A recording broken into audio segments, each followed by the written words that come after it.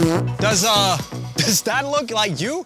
Because then this video is absolutely perfect for you, because today I'm gonna give you 3 tips on how you can kind of unlock your finishing and score more goals in the box. So if you want to become an ice cold finisher, well, let's do it.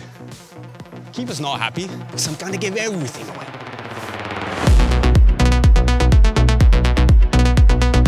And the first thing we need to focus on is placement over power. I know what you're thinking. You're inside the box and you just want to score, right? The keeper's out there, he's tall, he's big. You want to get the ball in the goal. What do?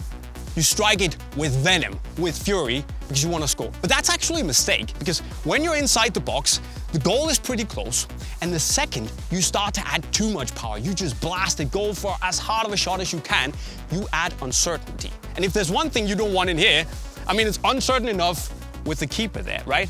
So what you need to focus on is placing the ball well out of the reach of the keeper. Basically, give it like 67% of your max power, and basically just focus on the placement here.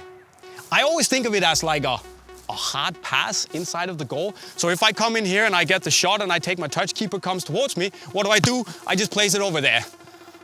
Could probably have saved it, but he didn't, right? That's the point.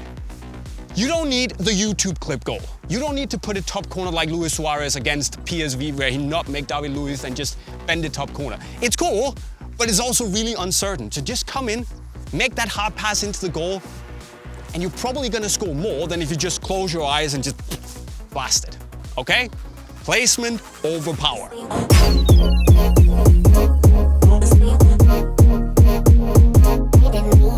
But that also begs the question, I said placement, but where should you place it? I mean, if I'm here in the box and I want to place the ball well, I want to shoot either, if I'm going for the near post, I want to shoot high, and if I'm going for the far post, I want to shoot low. But why is that, Jay? Why not shoot low on the near post and high on the far one? Well, the thing is that if I'm here and keeper's coming out to kind of close me down, what happens? How's the keeper coming out? Like that, right? Okay, right there. So if I have this angle to shoot at the near low post, that's a very, very, very small gap. Plus, if the keeper's down here, his legs are gonna be very, very likely to just, So if I come out here, what I wanna do is, if the keeper's low, to kind of come out and react, it's a little bit easier for me if I try to aim high. Likewise, on the far side of the goal, if I'm here, move a little to the right, if I go for the high corner there, that has to cross basically across the keeper's body, in which case an arm can come up and just quick reaction save. Whereas if I go for the low corner, there's a little bit more space there, and it also means that the keeper will be trying to close down the near angle, so it's a little bit harder to either get the foot out or come down. It takes that split second longer, right? So aim high if you're going for the near post, and low if you're going for the far one. And then you just have to score.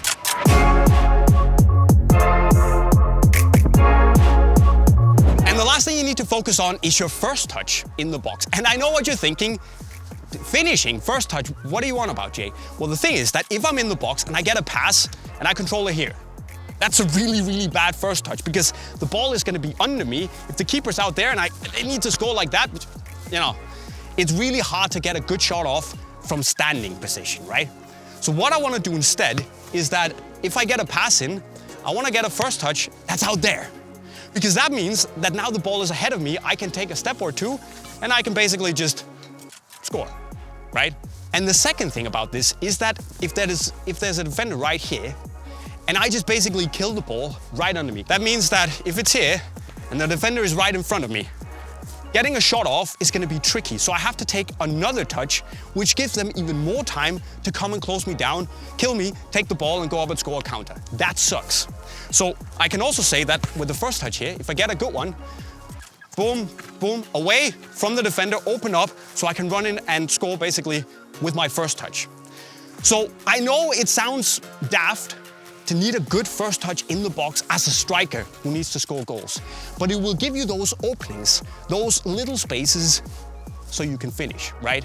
So a good first touch, a first touch with purpose to get away and create space, that's the key, my friends.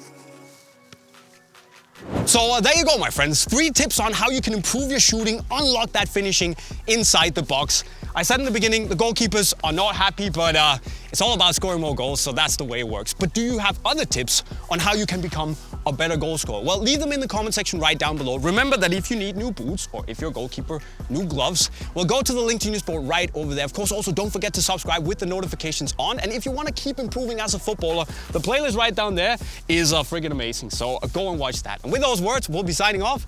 Cheerio.